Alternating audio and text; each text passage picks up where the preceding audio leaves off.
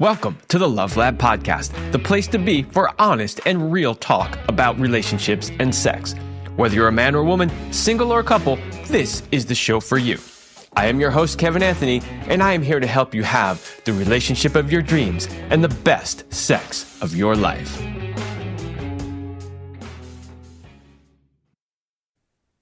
All right, welcome back to the Love Lab Podcast. This is episode 363, and it is titled, What is Performative Masculinity, and is it hurting your relationship?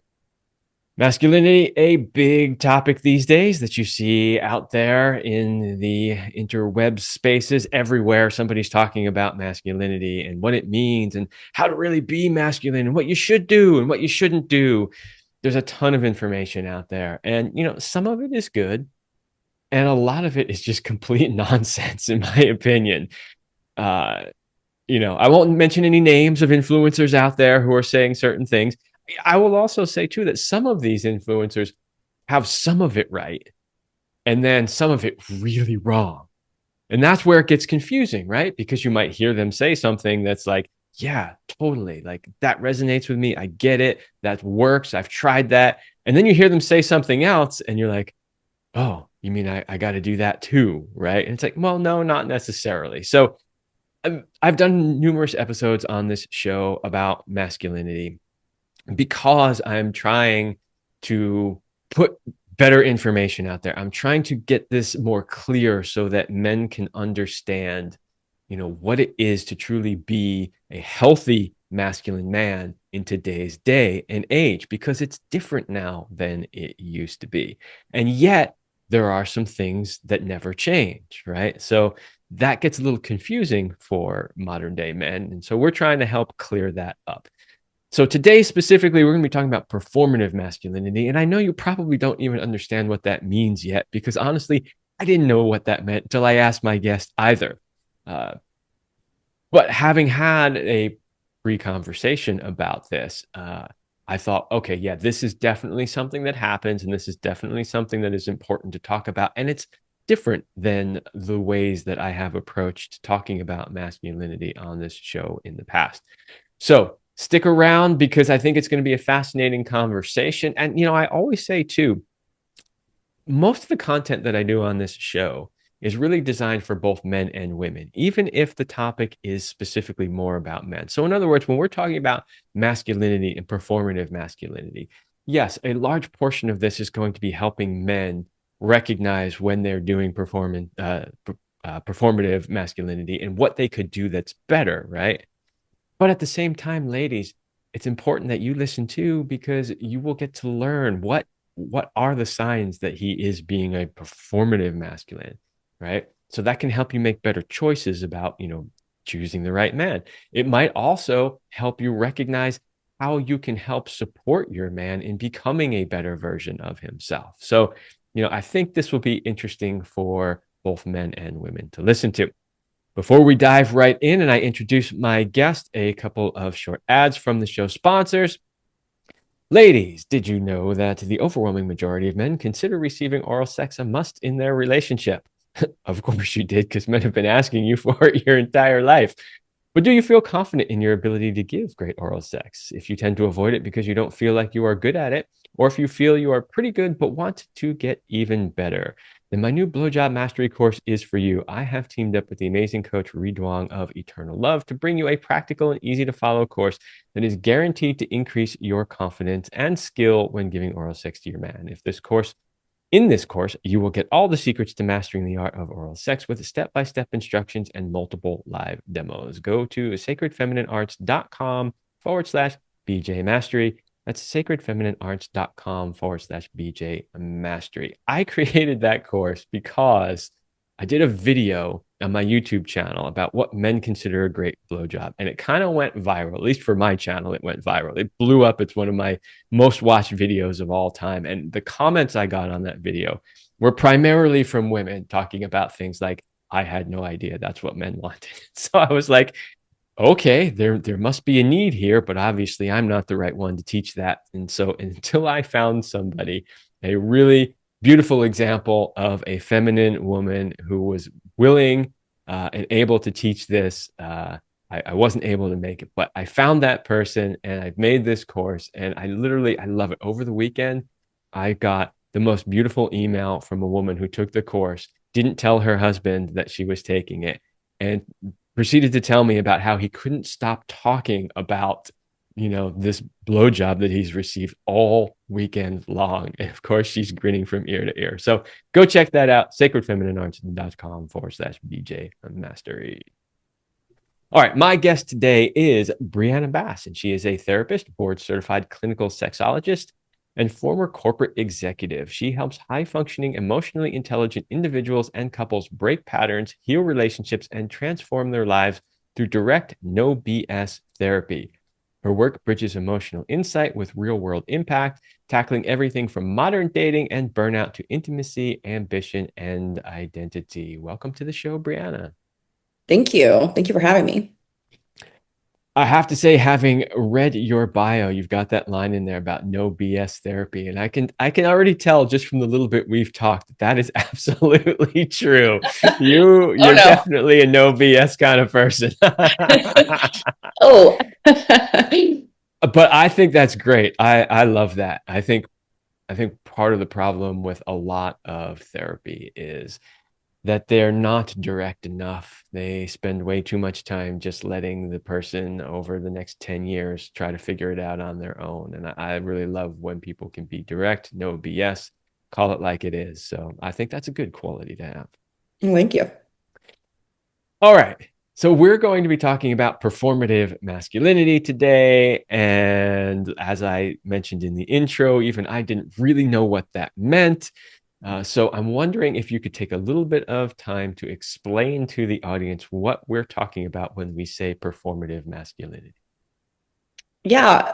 Performative masculinity essentially means we are interacting with the world, and I'm speaking of males for the sake of this conversation, with a social mask rather than authentic expression. That sounds kind of fluffy, but more literally, it's playing the role of the ideal man instead of living as yourself. So, for example, a guy is into playing the guitar or poetry or bird watching, but perhaps never leans into those hobbies or discusses them because his relationships revolve around sports or talking about women or going to the gym, and he's going to his day job and kind of just feeling burnout, stuck in that. And perhaps he sees some of those sides of himself as overly soft or weak, or maybe even catches himself speaking about women or hookups, locker room talk, right? When he doesn't even actually enjoy it or feel that way.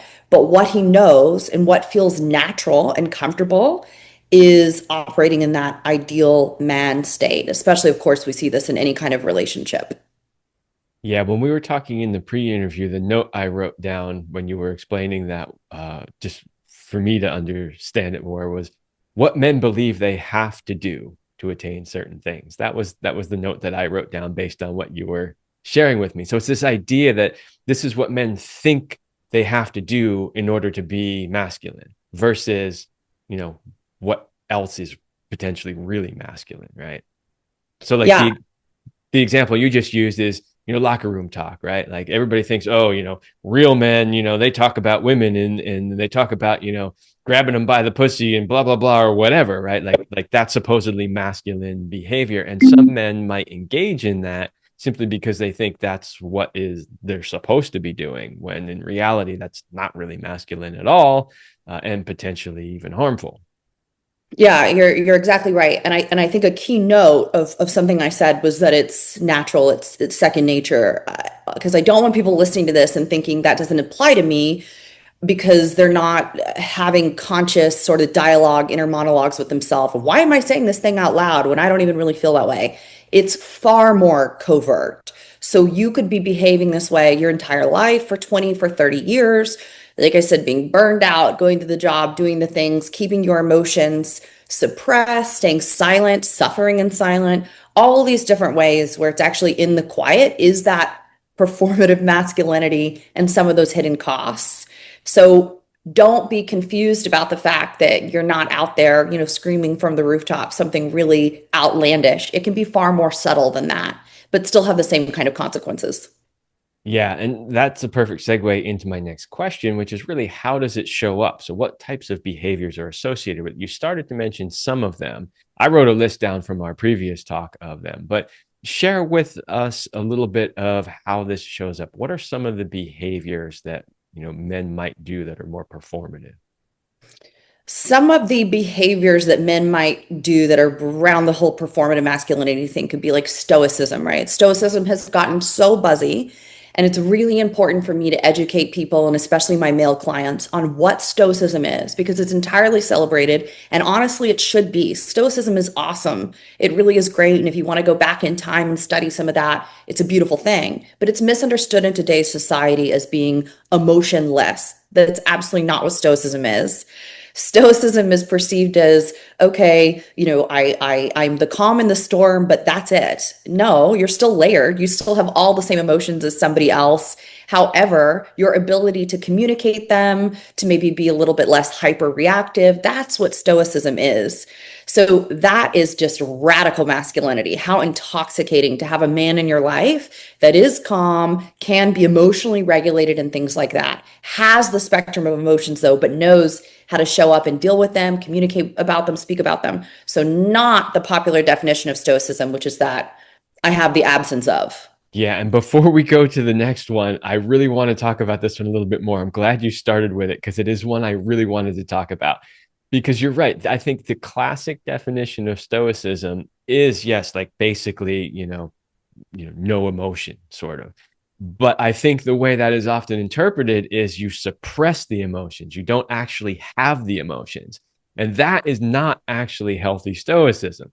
Healthy stoicism is you have the emotions, but as you said, you're able to regulate them. So you're not having emotional reactions. You're still the rock, right? You're still the calm in the storm. But that doesn't mean that you're suppressing those emotions and shoving them down and letting them tear you up from the inside, or it doesn't mean that you don't express them. It just means that you express them in appropriate ways at appropriate times, right? And I think that is a huge misconception about stoicism.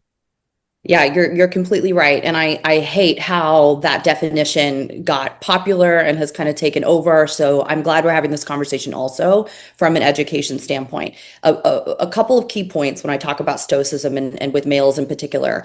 One, yes, you're right. Not the repression of emotions. You have and experience the full spectrum. It's how you interact with them and how you communicate with them. Absolutely not the lack of. Two, a word I used earlier, which was very intentional, which was we're not hyper reactive. So again, we feel the emotions, but we're not at their mercy in a way where we're not still in control. Okay. Another key part to think about stoicism when we're using the correct definition of the word is I receive an input and I'm going to have a point of delay until I deliver my output. So we're in the office place, you come into the office and you say something upsetting or concerning, or you introduce a problem. I could start right in, leading with emotion, concern, fear, insecurity, upset, and interact with you on that. Or I could have a point of delay, small point, where my brain, okay, we pause, we process this, and we choose to react in a way that's a little bit more calculated. We still had those emotions, they weren't absent. We just had that point of delay. So we could be a little bit more poised. And really, the word is regulated, emotional regulation. And it's so funny that ironically, what women, I promise you, find the sexiest, like oozing sexy in men is that emotional regulation. And women love when men talk to them about their emotions and when they can connect with them on a really deep emotional level. That's what it is that makes a woman just completely head over heels for you. That would require emotional regulation and not being hyper reactive, which is stoicism. So totally not what, the popular definitions can be. It's quite the opposite, actually. Yeah, I completely agree. Let's go. I know there's several more here. At least there's several more that I have on the list. I'm going to just start with one in particular that I also really want to talk about, and that is dominance. Talk a little bit about how that can be performative and maybe what some of the problems with that are. Yeah, dominance is another one that can be artificially performative in that it's the need to control the situation, needing to feel competitive also across a number of scenarios that don't necessarily warrant that. So, for example, if we go back to the relationship conversation, I see a lot of my partners get in competition with each other. They get a little tit for tat. You didn't show up for me the other night in that way. Well, guess what? I'm not going to show up for you in this way. Or you didn't do the dishes the other night, and I feel now like you're indebted for me, and I feel a little bit of competitiveness in who's carrying their weight more. So I think that's also a flex of this performative masculinity, sort of keeping score and dominating. I'm dominating my household, maybe I'm dominating my partner, or other places. Of course, it makes some more sense, like in the workplace sometimes you do need to show up in a way that commands the room. That's not necessarily dominance, though. So dominance is we're taking it too far with a desperate need to control situations in my environments so that I feel safe, because being a man is being dominant, and that's the only way I can feel safe is if I'm in that type of seat and in that type of power position. But guess what? Life does not work like that. You cannot show up in an array of environments and be dominant. It's not going to work. You're going to fail at that. And people are not going to like you, and your partner's not going to like you. Yeah, and I think, much like when we talked about stoicism, we talked about the definition seems to have changed. And I think that is a similar thing that's happening here with dominance. Because if you go out there in the manosphere and listen to everybody talking about what it means to be a dominant male, you get a very different definition than what we're actually talking about here. And I think that's confusing to a lot of men, right? And they're like, "Oh, I got to go out and be dominant. Like I got to rule with the iron fist. I got to be the one that takes charge. I got to be the one that." And as you're saying, there might be some times or places where that's appropriate, and there are places where that's not appropriate. And to think that you have to approach every situation from the point of view of, I need to be as dominant as I can possibly be, is not going to help you in many of those situations. Yeah, it's not. There's a lot of things wrapped into the topic that we're discussing today that are ironically counterproductive. Like it might be the topic when I think of various topics that I work with, like the number one, as far as the items within it are ironically very counterproductive. Like the very thing I see so many of my male clients trying to achieve, or the laws of life or personal ethics and personal brand that they want to live by, they're following these external noise that we're all hearing, these rules, and they're hitting these walls. And I don't know how we've got, so far from what actually is effective and will actually, or what will actually get them there. But it's really what you and I are talking about today, ironically. Yeah. And I don't necessarily blame them, because it is a very confusing space out there with all of the noise and all the things that people are talking about. But um, I just think it's really important for men to understand that there's nuance here, right? And I think too, you can tell me what you think about this, but I feel like in previous generations, I feel like men sort of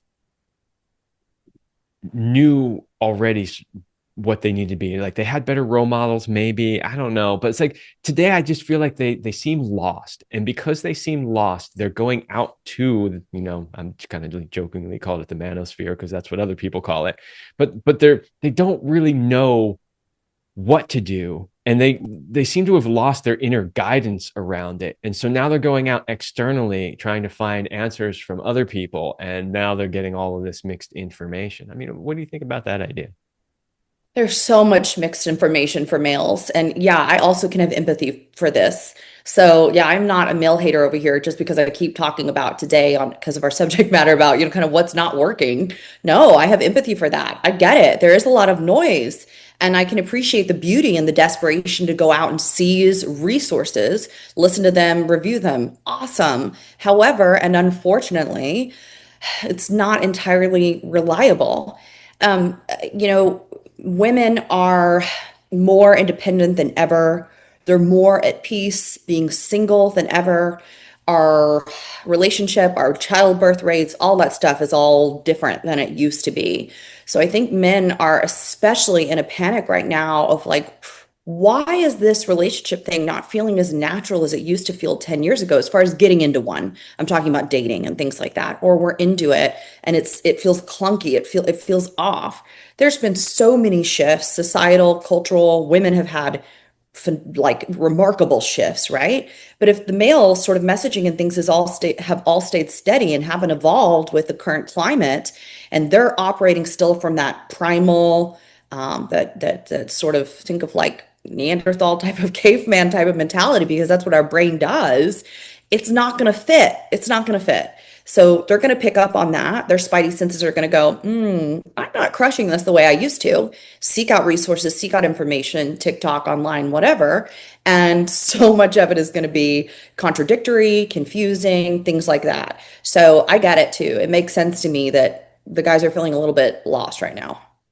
Yeah, I mean, some of them are definitely coming from, as you put it, the Neanderthal way. But I what I see mostly, and this might have to do with, the type of people that are attracted to, working with me. But what I'm seeing more in the men that I work with, they're not so much coming from that place. They're literally coming from a place of I don't even know what it means to be a healthy man anymore, because I'm told that all of the old ways are terrible and we're not supposed to do that anymore.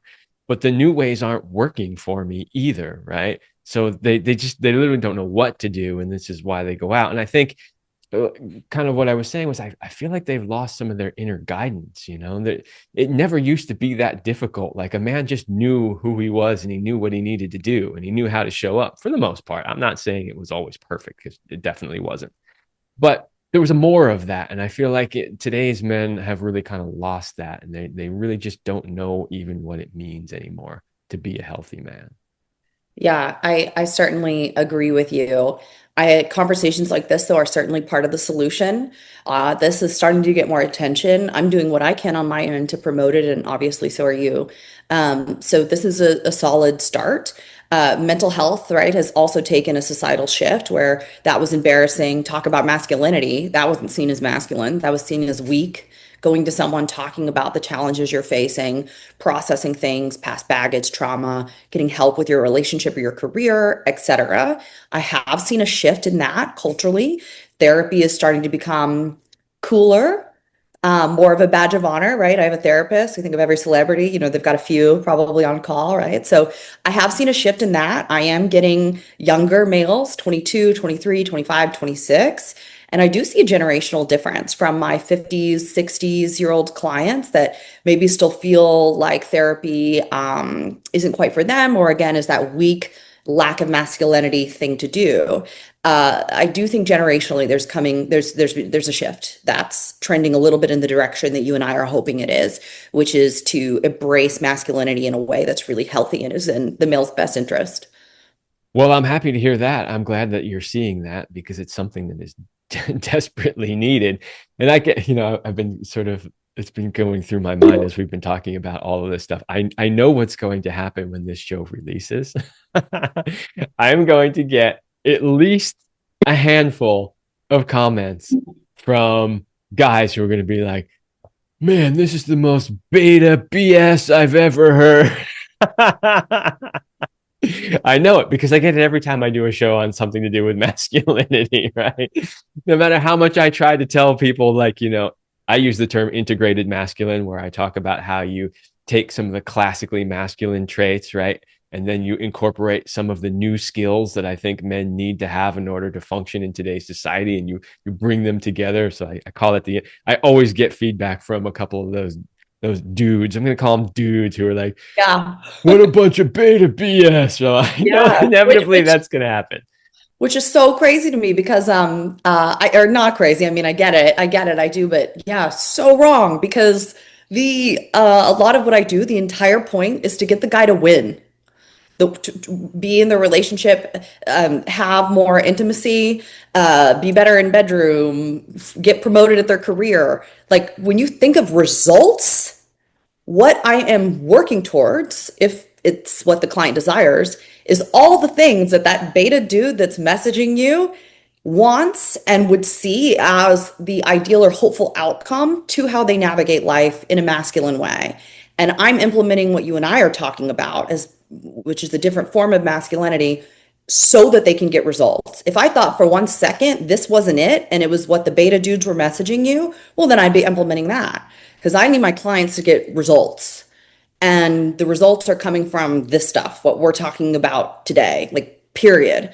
So if you want to win the women, if you want the better partnership, if you want her to want you more, if you want to have more bedroom activity, this is it. This is the stuff. So, okay. I completely agree. I generally laugh at them when they make those comments. Um, and I would say, any men that are listening, definitely tune that noise out. And, I agree with you. Results are what speak most.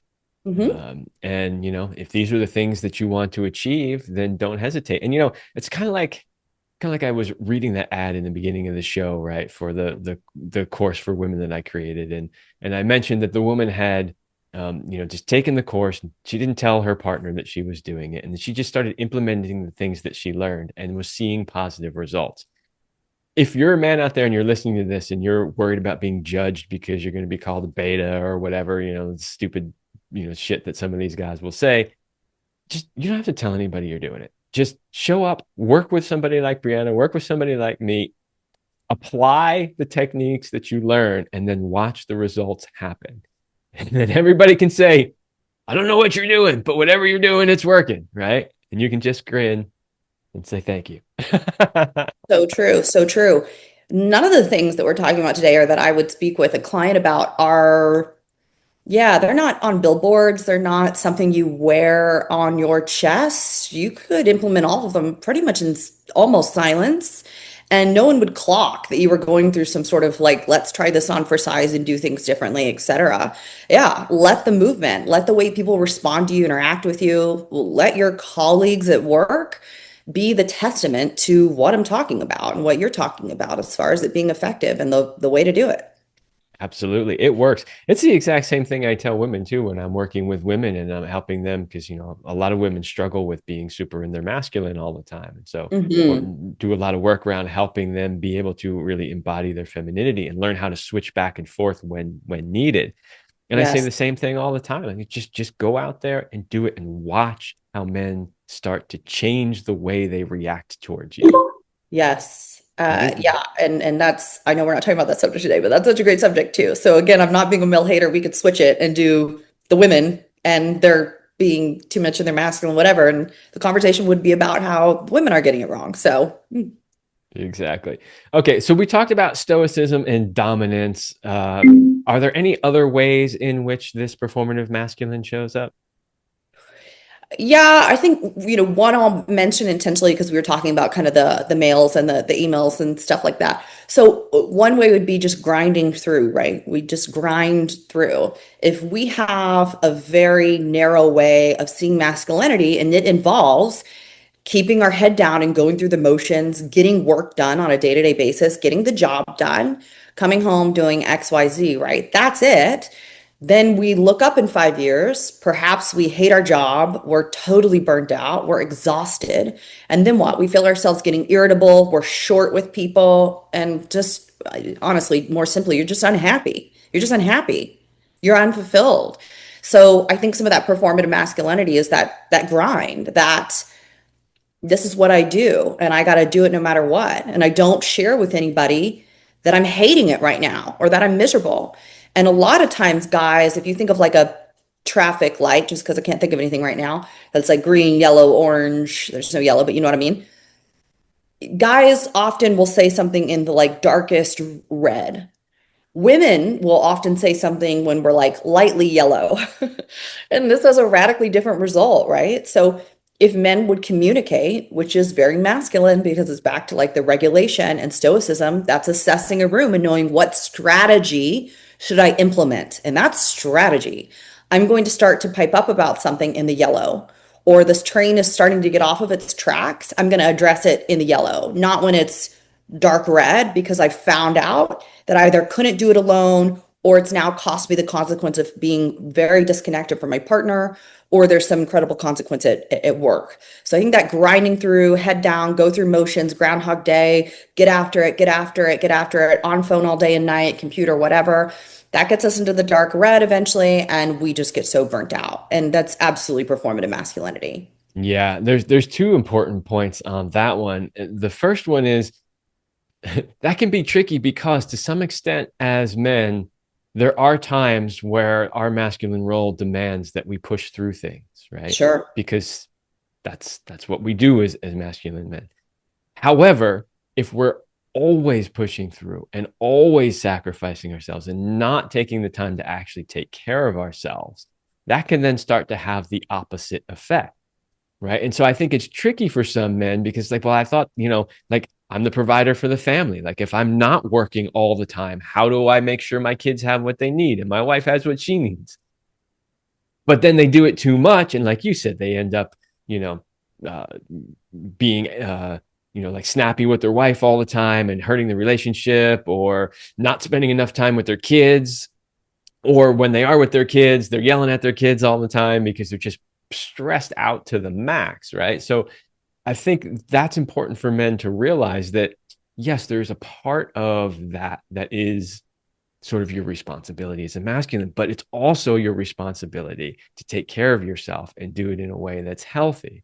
So I think that's kind of an important point, and I think that's why that gets seen as being masculine. That idea that you got to push through all the time. But as usual, they're not given the full explanation of what that really means and how to do that in an effective way.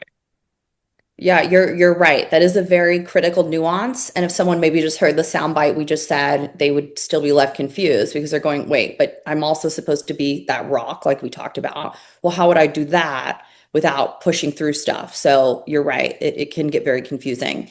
So to be a little bit more distinct, it's the burning the candle at both ends, wearing that like a badge of honor.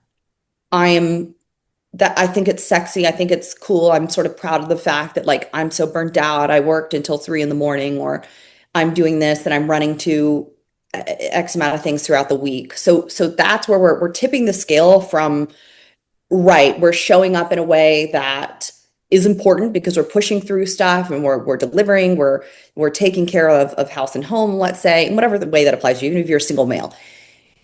But then we get into a territory where, back to my sort of traffic light example, we're in the dark red and we're just speaking up. So saying something in that yellow, it's not that you're bed rotting. It's not that you're quitting. You're not giving up. You're not flipping a desk and saying, I'm not going to push through this anymore. No, no, no, no, no. It's the communication about it. It's how you deal with it and doing it before the dark red. That is the critical piece. And then the other thing would be, I think it has gotten trendy, it has gotten cool and sexy and seen as masculine, that burning the candle at both ends, that thinking, look at me, I am working in the stock market and I'm doing it all day and all night and I've got 10 screens and it's my whole identity. Success, success, success. And we're on this treadmill. That too far. Yeah. Then the second piece that I mentioned is exactly what you were saying, which is we definitely as men tend to not speak up until it is way, way in the red zone, like way in the red zone. And I have been guilty of that myself for sure. Yeah. Not really speaking up until things are really, really bad. And on the one hand, it's like we have as men this enormous capacity to be able to hold all of this, which is great, but sometimes we hold too much of it to the point where the dam literally explodes We instead pressure of. cook. Yeah, exactly, and that is not good because the people on the receiving end of that explosion generally tend to get hurt, which could be your spouse, could be your kids, could be close friends, whatever. Yeah, I work with a lot of my couples who it's common. There's a little bit of a gender divide between maybe the woman is expressing herself and it can turn into nagging and it can turn into all of that, right? Natural, fair over time, right? And on the guy's end, he'll withdraw and he'll suffer in silence. And then he doesn't. And he explodes. And there is a pressure cooking that's happening there and shrapnel that's going out. Now, the issue has not even become about whatever that original issue was. It's about the damage that was done in the explosion. So now we've lost completely track of what we even need to fix at a core. Now she's hurt by comments you've made that maybe you didn't mean, etc. Now the attention is on the fact that he punched a hole in the wall or he exploded or he sent me a really ugly text message. And as soon as I start hearing that, I do immediately know, okay, wait. So were you silent, silent, silent, silent, silent, and then not? What if we released that valve, we loosened it and had some of the pressure go out over time? I wonder if we would avoid the explosion. And almost always it's incredibly effective. But back to the masculinity conversation, they think I'll say something when it's at the darkest red. I think personally that it is a master skill to know where your boundaries are, where your limits are, right? Like, if we want to talk about masculinity, let's quote one of the all-time masculine role models of Hollywood, Clint Eastwood. There's that classic line where he says in one of the movies, a man has got to know his limitations. And I think that's really important. In other words, when we don't speak up until we're in the red, right? And then we explode and we hurt people. But we say, oh, but this masculine, we got to hold all that stuff, you know? And it's like, I personally think it's a more of a master skill. It shows that you've got more skill and more control. If you can say before you get to that blow up point, you know what? I am maxed out. I don't have any more bandwidth. I need to take time for myself. I need to draw a boundary. That idea that you can draw a healthy boundary as a masculine man rather than trying to contain it all and then exploding it out when you can't contain it anymore, I think actually shows you're more of a man than the guy who bottles it up and then explodes. Yeah, and if we want to think of it in even more like juvenile or elementary terms, and to the point of your the beta males emailing you, think of respect, right? Think of like men in your life and the ones that people really respect. When you have the pressure cooking male who's silent, explodes, goes off on everybody, or and that's on a spectrum, right? It doesn't have to be as dramatic as maybe I'm making it sound, right? That guy is not near as respected as a man who does what you're saying, communicates the boundaries, sets them along the way, all of that. Just think of like a colleague, someone like not even from a partnership standpoint, that those are the guys that everyone's drawn to. We find them to be magnetic. We're who they speak and we're like head nodding naturally. That's that kind of guy. Yeah. We're a little bit more than halfway through the show. We could probably spend the rest of the show just talking about some of the other ways in which this shows up. But I do want to move on and talk about a couple of other things that I think are really important that I don't want us to skip in the show. So let me just take a short break for a sponsor ad. And then when we come back, I want to talk about, what are the needs that men are seeking by doing this performative masculinity? Because I think if we can understand what the need is, then we can identify healthier ways to get that need met, which of course then leads us into the next thing, which is, okay, men, we're telling you that some of these patterns of behavior are what we're calling performative masculinity and are not serving you or your partners. What is a better way to deal with this? So that's what I want to talk about when we come back. All right. Men, are you tired of falling short in both the bedroom and in your relationship? Do you want your woman to respect you and crave your cock? Do you want to be the man she secretly brags about to all of her friends? What if you could become this man? What if you could not only master your masculine sexuality, but also be the dream man who shows up for his woman in all the ways she desires? What if you could become so irresistible that she becomes addicted to you? If you are ready to become that man, then go to kevinanthonycoaching.com/men. That is kevinanthonycoaching.com/men. That is obviously an ad for my men's coaching program. This is where we get to actually work on all of these things together that we're talking about today. And of course, so much more. But that's all incorporated in that program. So check that out, kevinanthonycoaching.com/men. And at the end of the show, as always, I will give my guest Briana an opportunity to talk about where you can find her and work with her. I say this basically almost every time I have a guest on the show, but by now you should understand that what I really truly care about most is that people get the help that they need. So if you are listening to Briana and you're like, I really resonate with her message and I would like to work with her, please go do it. I want you to work with the person you want to work with. It does me no good for you to come and work with me and when you don't really want to be doing so, because you're not going to get the change that you want. So, yeah, check out my program if that feels right for you. And if you like what Briana is saying, we will share where you can work with her at the end of the show. All right. So we were talking about how this performative masculinity shows up. We talked about stoicism, dominance. We talked about just sort of grinding through We didn't necessarily cover suffering in silence or hiding emotions, but those are some other ways that they show up.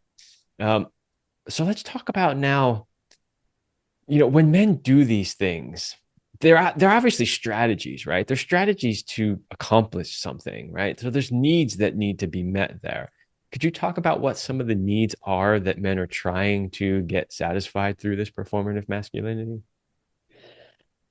Belonging. Belonging is the biggest one. In my PhD program, it drove me nuts. We repeated it constantly, that the number one driver of human behavior was the need to belong to a group. And I see that a lot with this performative masculinity. There is a need to be, whether it be accepted at work, in our relationship, strangers at a grocery store, but innately within us, driving is this need to belong. Historically, right? Male survival depended on being accepted by the tribe. And the brain still treats exclusion as a threat to life, a threat to, right? You're going to end up alone. You're a loser. You're a failure. That negative talk track. That's the brain doing its job of trying to get you back on that belonging route. So that's a Yeah, big one. that is a big one. I consider myself so fortunate that I have never felt this need to belong to a group. I don't know why. I've always kind of been like the loner. Even in high school, I didn't belong to any one group. I had friends in all the groups. Like one day I might be hanging out with the popular jocks, and the next day I'd be hanging out with the metalheads. I mean, it was the 80s and 90s. um, I've just never felt that desire, and it was hard, when I was younger and growing up, because I never really felt a part of any particular group. But as I've gotten older, I've really come to appreciate the freedom that that has given me, because I didn't specifically go out and do things to try to fit in.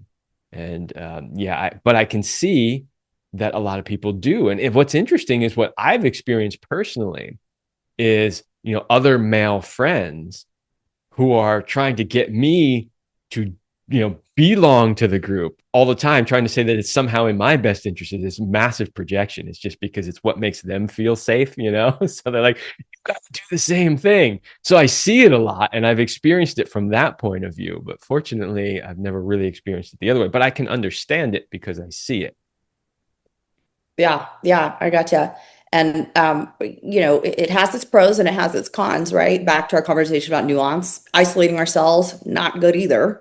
But being driven in a way where the reason for wanting to belong is more so about us feeling like we're worth it, like we're enough, because that's how we get that feedback. That's how we find corroboration either way, right? I'm rejected, so I know I'm a loser. Or, oh, look, I'm being desired, I'm being wanted, I'm belonging, I'm fitting in here. Corroboration for like, okay, I'm worth it, I'm interesting, people want to be around me. So it's that external validation, and that really gets us in a rut.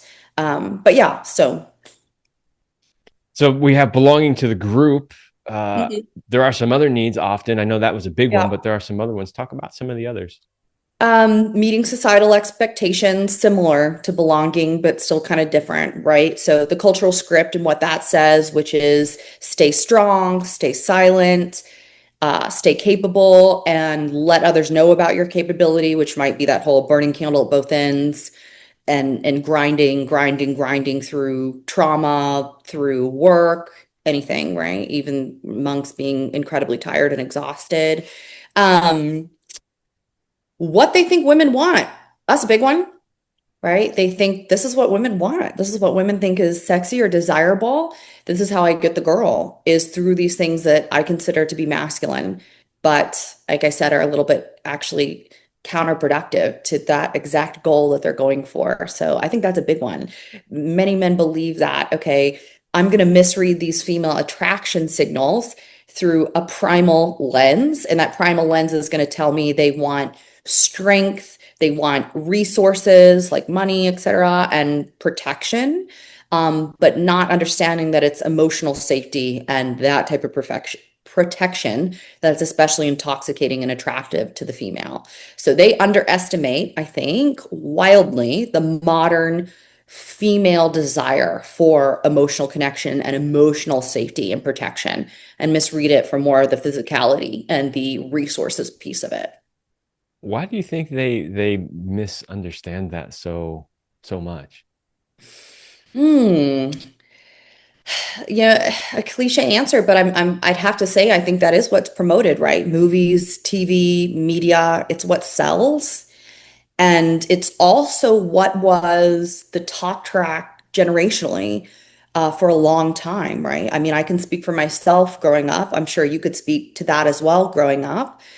You dads were saying, get yourself up, dust yourself off, and move on, buddy. Like, no, we don't cry. And then when we saw the girl, a little girl, we would say, how are you feeling about that? You're strong, you're capable, you can do this, right? We've kind of been investing in women in this way that makes them more regulated. And with men, it was like, we're not going to regulate these emotions. We're just going to tell you to cut it off, right? You're going to look weak and you're not going to be popular and people aren't going to like you. So if you were in high school, over 10, 15 years ago, like most of us, I guess, yeah, you got a different lesson. So those are all still with us today. These are things that were said in our formative developmental years. That means they are hard coded, hard coded. This is a challenge to undo years or decades of messaging and scripts and fundamental beliefs. That's a heavy task and confusing, and your brain's going to fight that. And that makes sense. It should be doing that. It's doing its job. But this is what evolution is having these conversations and rewriting those scripts. The good thing about the brain, right, is you talk about plasticity, right? It's very malleable. You just need to reform your neural net. So you just have a few positive experiences, let's say with women or in your workplace under these new sort of guidelines that you and I are discussing today. You start getting those positive results. That's all it takes. Now you've got new connections formed and you can start to do that moving forward much more naturally and you won't be fighting yourself. But at first, yeah, your brain's going to be telling you don't do these things, don't do these things. You were bullied in high school or whatever the case may be. Don't do these things. If you show her how you really feel about something, she's not going to like you anymore. Yeah, I agree. A lot of it comes from society. A lot of it is programming from society, whether it's from, parents or from movies, TV, whatever it is. A lot of it definitely comes from there. And I think part of it too is, I say this all the time when I work with clients, and as you know, being a therapist and working with people, you know that a lot of people's deeper issues, like when you get past the surface level, are basically, traumas that happened when they were children, right? Or ways that they learned to cope with, a family dynamic or something that happened when they were children. So one of the things that I often tell clients when I'm working with them, because, they hold a lot of stuff, like whether it's internal anger or whatever towards their parents for the way that, that went down. So one of the things I tell them all the time is, yes, they may have done some things wrong. Yes, they might not have taught you, this piece or this piece or this piece, but just remember that they were working within the limitations that they had. In other words, they couldn't teach you what they didn't know themselves, right? And I think that's a big part of what is also happening here with masculinity, which is, I said earlier that part of the way I like to teach it is like, we take the classically masculine traits that are good and we pair them with more modern things like being able to communicate at a high level, like being able to talk about your emotions. We bring that together with being the protector, being the provider, some of those classically masculine traits. The problem is, though, is I think that there just hasn't really been anywhere for men to learn the new skills that they need to incorporate. Right. So it's like, you know, there's you're getting the signals from, society that says you got to do it this way, but you're also not getting signals from society about some of the positive things that you should be doing. And I think those two things together make it very difficult for men to really know what they're supposed to do or where to even find what they're supposed to do, right? Because there's so much noise out there. Yeah, you're completely right. There's certainly a disparity between we're often talking about this isn't working, do this differently, but we're not equitably talking about do this instead. And being very literal about that and very specific about that. And we need the noise to also be around that. And yeah, you're right. We're kind of stuck in this place for most of the media and most of the content that people are seeing. which of course is the perfect time to talk about what should men be doing? How do they learn in 2025 and beyond how to be a healthy, integrated masculine man? What are some of the things that they should be doing? What kind of skills do they need to add to their set of skills? What new tools do they need for their toolbox? Authenticity is big. I know that feels a little bit vague, but it really shouldn't. But the fact that it does probably feel quite vague is part of the issue, right? Like when I think of myself being authentic, I can go immediately to what that means. So that's a little bit of a signal for you if the males are listening and they're like, what does that mean? How do I behave in an authentic way? Well, that right there says that it's not second nature and it's not totally natural. But that authenticity, which is saying what you mean and meaning what you say, versus changing what you say to fit the belief of what you should say. That quote, ideal man. So it's still being protective. Don't get me wrong. Keep your ambition, keep those things, keep working out, keep doing whatever it is that you do, but do that while integrating emotional intelligence and nervous system regulation. I think a big takeaway from today that's quite literal, quite tangible was our pressure cook conversation, right? If you're noticing, I suffer in silence, and then there's a moment and it all comes out, try loosening that and releasing some of that pressure more in micro steps along the way. And I wonder if that macro inciting big event won't happen, or at least the can will be kicked further. The other thing I would talk about or think about if I were the males, from takeaways and the alternatives were, the neural net that I talked about, right? That understanding that some of the ways you act or you feeling disconnected has been that way for decades for you. This is something that's going to have to be experiential in that you're going to have to start making decisions to act in spite of and try that on for size a few times to allow your brain to create new neural pathways where it redefines how we can feel safe. So we tell her how we really feel about XYZ, let's say. We speak up, we're in that yellow zone and not the dark red. What will happen is nothing will burn down. There won't be some grave consequence. I bet you $1 million your partner likes you more. You guys feel a little bit more connected. If not, maybe you're not with the right partner. Conversation for another day. But you do that a few times, and then just like anything, it starts to become, oh, this is safe. This is fine for me to do. I'm not going to be left. I'm not going to be a loser and a failure and all by myself, right? So some of that. I think also understanding the neurochemical imbalance and the consequences on the body and testosterone levels when we're operating in a way that isn't entirely authentic. So I think that's motivating for males sometimes. So, if they feel like we're being too woo-woo, too like therapy-ish, right? Well, okay, it's hurting your testosterone levels. If you're operating under sympathetic nervous system all the time, which is fight or flight, which would be triggered by wondering, how am I being perceived around, or how am I being perceived by everyone around me? That's fight or flight. That's survival mode. That absolutely kills testosterone. So there's some like real world, like tangible, this isn't just like fluff consequences to your body that will happen if you're operating in that inauthentic state and leaning towards that performative masculinity. Yeah, every time we talk about that, the lyrics from the Pink Floyd song pop into my head. Hanging on in quiet desperation is the English way. Yeah. But that is the old way of seeing things, right? And so, I want to encourage men who are listening to this. You have the opportunity right now to redefine what it actually means to be masculine in today's day and age. You have the opportunity to be something better, to step up to an even higher level than what has happened thus far. And so all of those things that you were just talking about, right? Which is, yes, keeping with, the provider and the protector and all that, but also incorporating emotional intelligence and things like that. That's where I think men today really have an opportunity to show up and redefine what it means to be masculine. Yeah, I agree. And the consequences are grave if they don't. I don't mean to sound dramatic at all. I just see it every day. So my bias, yes, I'm absolutely biased. So, what am I doing? I'm having these conversations all the time with men. So maybe for me, it feels more prevalent or more serious, more heavy. And I'm probably getting them right when they're in the dark red. So they're coming to me, they're like, oh shit. So yeah, and I'm helping them get their relationships back on track or, deal with dating, swipe right dating. My goodness. So there's a lot that goes into that as far as performative masculinity. It is hard for them to break out of that.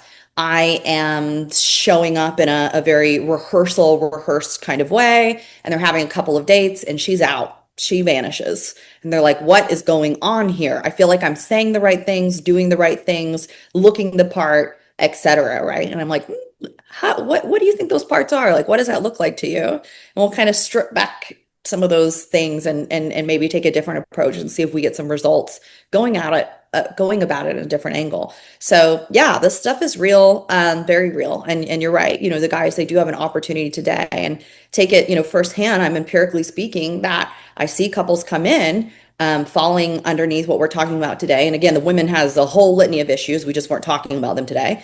And then when these changes are implemented by the male, that connection thrives. Bedroom life, so much better. Career, I see it every day. Yeah, and so do I. So yeah, I highly encourage men, you want to be masculine? Here's your first step. Take action.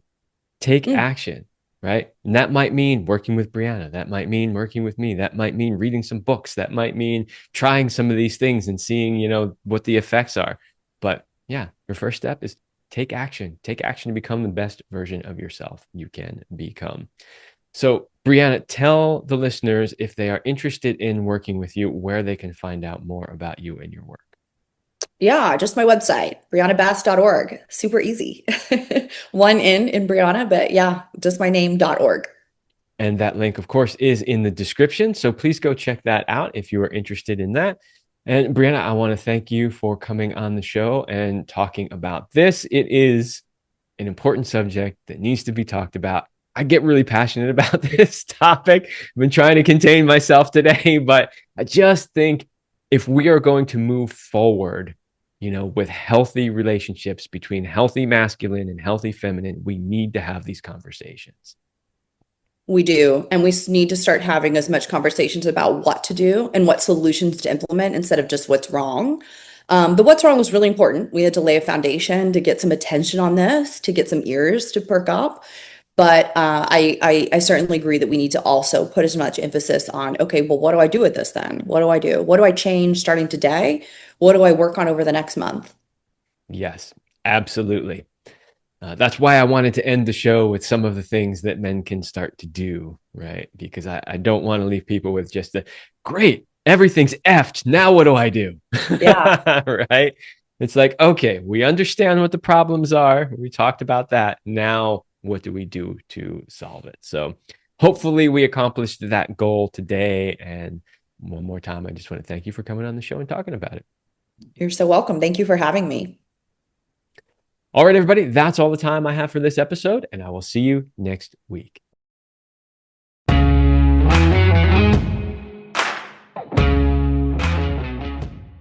I hope you liked this episode of the Love Lab podcast. If you enjoy this show, subscribe, leave me a review, and share it with your friends. And for more free exclusive content, join me in the Passion Vault at kevinanthonycoaching.com/vault. That's kevinanthonycoaching.com/vault. Thanks for listening. And remember, as Celine used to say, you're amazing.